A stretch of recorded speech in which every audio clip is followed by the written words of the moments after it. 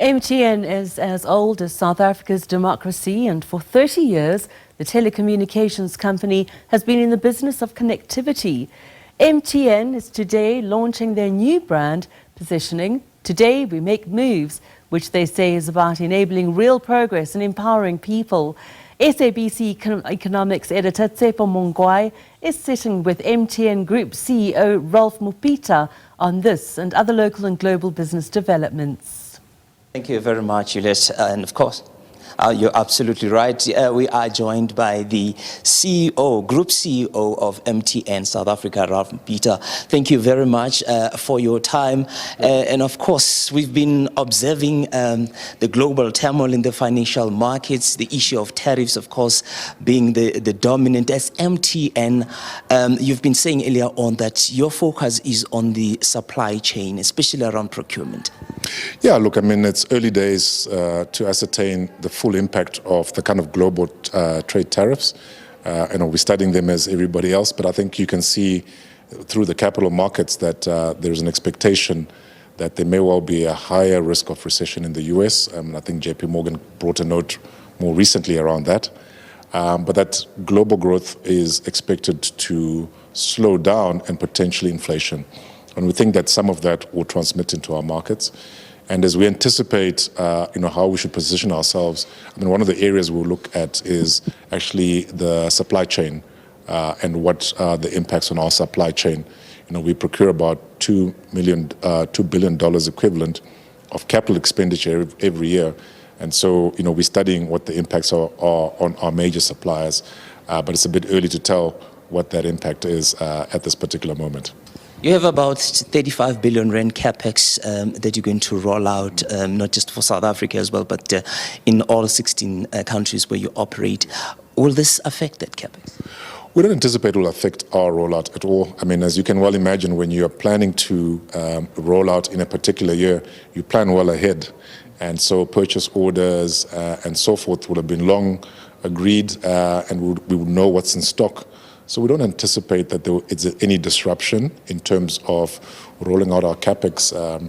I mean, in the period ahead, when we look to 2026, 2027, we need to assess what that would look like. But for this year, we don't think we should see, any material shocks, particularly around radio. The biggest category of spend for us is radio, which we use to, fire up our frequencies, enable the wireless communication.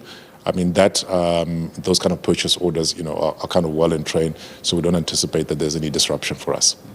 Many economists are talking about a possible reset globally because of the tariff. And then there are advice that perhaps Africa should look inward and start finding opportunities.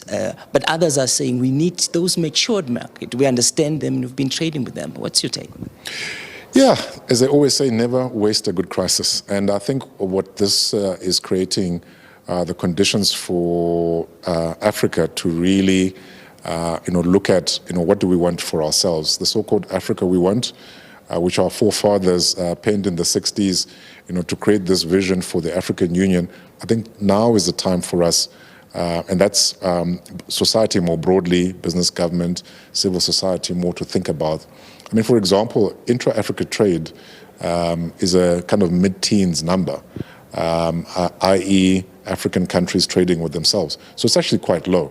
The question is, if things like AGOA come off the table, does that create an opportunity for us to trade within the continent, yes or no? My thesis would be it should. It's creating opportunities. We should think about how do we build stronger digital ecosystems that are kind of across borders. What are the regulations that allow it? So my point of view, and I guess would be the MTN point of view is, let's not waste this good crisis to strengthen the African continent's own resilience through trading a lot more between ourselves.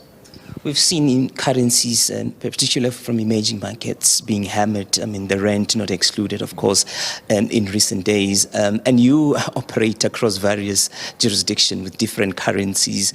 How's that a challenge for a company like MTN? I mean, you've had to deal with the devaluation of the Naira last year.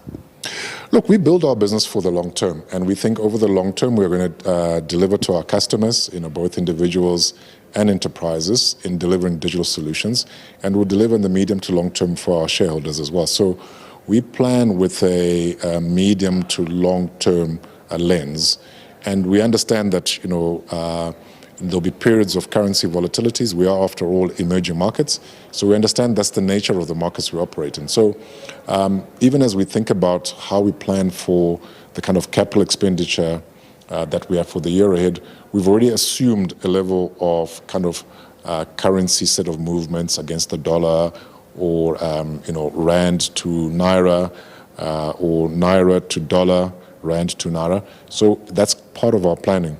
So, we have to assess the extent of how these shocks will transmit through the system and what second-order impacts they'll have.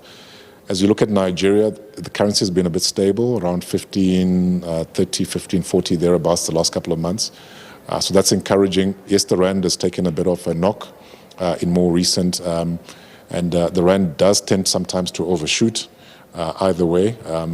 Let's see what happens, with the trade, where it settles. But it's not fundamentally going to change what we do.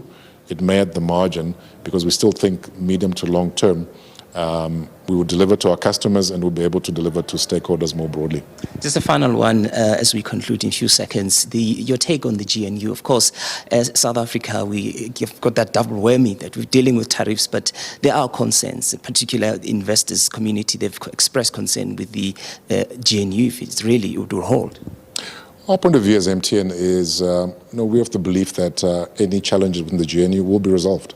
There's a lot of stake here on both sides of the aisle, so to speak. The capital markets have been, in the last couple of months, very buoyant and very supportive and constructive towards what the GNU can deliver, and the commitments and the issues the government was working with business around power, logistics, crime and corruption, and now increasingly water. We're optimistic that the issues will be resolved. There's a lot at stake, and these issues are bigger than any of us. All right, thank you very much. That's the Group CEO of MTN, Mupita, there indicating that he is, as MTN, they are optimistic about the future of South Africa, that the current government of national unity will definitely hold. With that, it's back to you in studio. Thanks very much.